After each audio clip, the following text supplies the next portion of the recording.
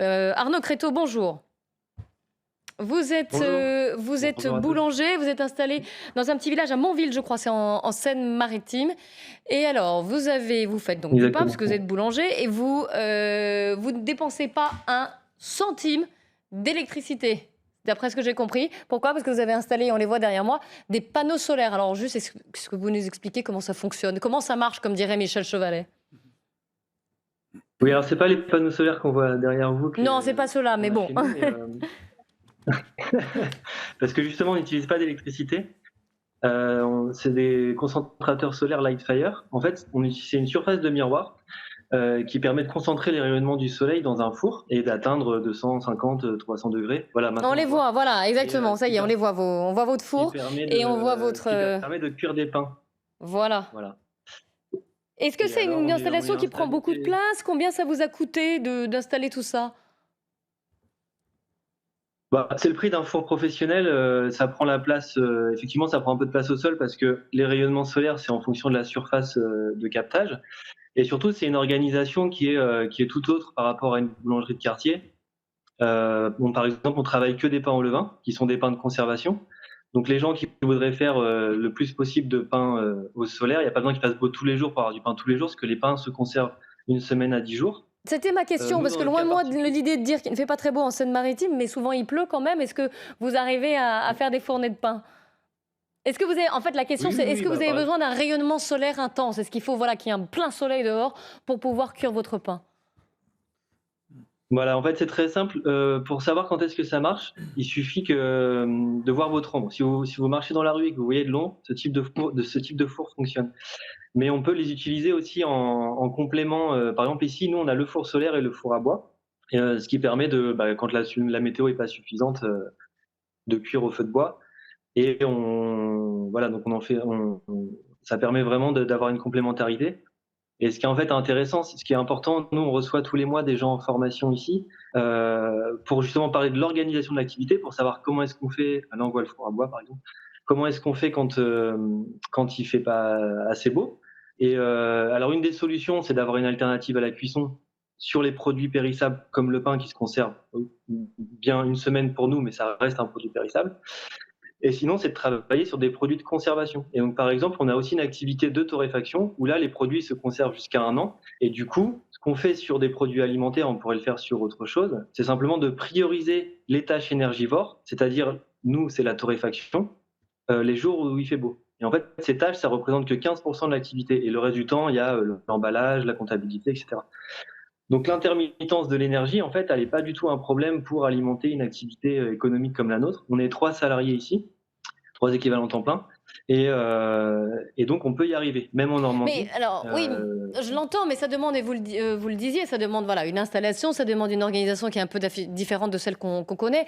Est-ce que votre système, ça pourrait être Mm. duplicable dans une boulangerie qui est située dans une ville, dans n'importe quelle ville, d'ailleurs, une petite boulangerie de quartier? Est-ce qu'elle pourrait faire ça? Parce que ça devient compliqué quand même. Il faut automatiquement Alors, un espace extérieur, il faut...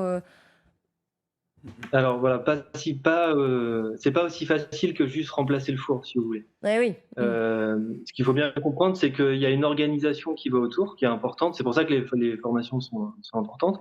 Et mais le potentiel est énorme. Et la plupart des gens qui se sont installés après nous, parce que suite aux formations, il y a des gens qui s'installent en France en ce moment. Souvent, c'est des gens en reconversion qui installent une boulangerie. Il y a des gens qui viennent ici, qui ont des boulangeries existantes, 15 ans de métier, 30 ans de métier, etc. Et effectivement, ça prend un certain temps de s'adapter. Mais bon, mais justement parce que ça prend du temps, il faut commencer rapidement parce que les crises énergétiques, on n'a pas fini d'en avoir. Et, euh, et voilà, c'est plutôt parce que ça prend du temps qu'il faut le faire le plus tôt possible. Vous, vous êtes Et lancé quand? voilà. Vous vous êtes Alors lancé en moi, quelle année? en fait, c'est une longue histoire parce que à la base, je suis ingénieur et j'ai rencontré l'équipe qui conçoit ces fours-là en 2010 en Inde au cours d'un voyage d'études sur l'énergie. Et moi, je suis impliqué dans la conception des fours vraiment impliqué depuis 2014 et en 2000. Fin 2019, j'ai démarré du coup la Néoloco, qui est le nom de l'activité, qui est la première activité en Europe de cuisson de pain solaire et de torréfaction. Parce qu'on fait plein de produits torréfiés aussi, on fait pas que de la boulangerie. pour remplacer les cacahuètes, des alternatives locales au café, des épices locales, etc. Mais vous vous êtes lancé donc avant même Euh, ces problèmes de prix et de coûts énergétiques. C'était une autre ambition oui, qui vous motivait. et puis tout ça est possible grâce à beaucoup de gens en fait qui sont derrière. Voilà, je pense à SolarFire, vraiment beaucoup de gens.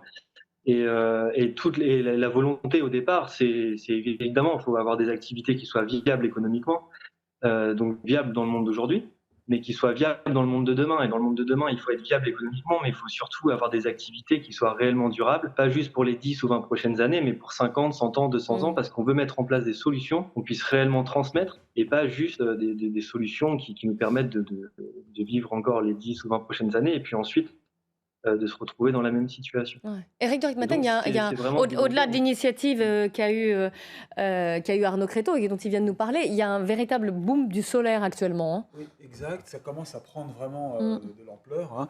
Les derniers chiffres que j'ai trouvés tout à l'heure chez RTE, c'est important, c'est 13% quand même dans le mix énergétique. C'est-à-dire sur 100 kilowatts produits, il y en a 13 qui Mais il y a arrivent on grâce constate au une réelle solaire. augmentation. Ah bah oui, c'est une réelle augmentation. Regardez, 13% le solaire, le nucléaire est à 66, là c'était tout à l'heure à 13h30. Le gaz plus que 10%, l'hydraulique, vous voyez, ça n'est pas négligeable. Et ce que je voulais Mhm. dire, c'est que il y a même des particuliers qui s'équipent de panneaux solaires, qui mettent ça sur leur toit. Il y a des sociétés qui se créent pour vendre des panneaux en kit. Et vous avez un tutoriel qui est en ligne, sur Internet. Mais j'ai regardé, j'ai demandé combien ça coûtait des panneaux pour un pavillon. Vous Ouais. voyez, on a pris un pavillon standard, 4 chambres, 3 chambres. Eh bien, ça vaut 3 800 € pour mettre ces panneaux sur le toit. Et en 5 ans, Voilà, c'est un coût, on rentabilise. Voilà, voilà. on rentabilise. Et quand j'ai dit oui, mais est-ce qu'il y a une réduction d'électricité de la facture, ils me disent on arrive à diviser par 2 parce que dans certains cas même, il y a tellement de soleil, ou même je devrais même dire de la lumière, parce que les nouveaux Oui. panneaux fonctionnent grâce à la lumière et moins avec le soleil. C'est-à-dire que même s'il ne fait pas beau, vous avez quand même le rayonnement qui provoque donc cette énergie. Philippe J'y vois, Bilger. la formidable initiative d'Arnaud Créteau, qui a été ingénieur, me fait penser, si j'ose dire, le titre de votre émission, Cléry, c'est La parole aux Français. Je me dis parfois que, à côté de l'État, il faudrait laisser se développer la formidable inventivité sociale et Initiative. personnelle des Français. Je trouve que ça n'est pas incompatible avec l'action officielle, mais qu'on permette à tous ces Français de libérer leurs initiatives, je pense qu'ils sont très riches de progrès. Arnaud Créteau, vous Et avez de été projets. aidé vous avez eu des aides dans votre pour vous lancer justement de la part de Alors l'État. à ce jour, absolument pas. Zéro subvention, zéro voilà, argent public. Mais c'est en train de changer parce que ça y est, on est maintenant identifié et donc c'est en train de changer. Ce sera bientôt plus le cas. Et d'ailleurs, j'invite à aller encore dans ce sens-là. Et j'en profite aussi pour dire qu'il y a un livre qui sort le 14 mars aux éditions Terre Vivante qui s'appelle La boulangerie solaire, qui parle pas que de boulangerie, mais qui en parle aussi. Et On le voilà, voit à il y a l'antenne. vraiment énormément d'éléments là-dedans pour aller plus loin. Et il y a des possibilités pour transformer d'autres secteurs de l'économie, comme nous l'avons fait. On a essayé de le faire, en tout cas sur la boulangerie et la torréfaction. Les possibilités, on en est vraiment au début de ce qu'on peut faire. Et c'est vraiment chouette que maintenant ces technologies et ces approches puissent sortir un petit peu de...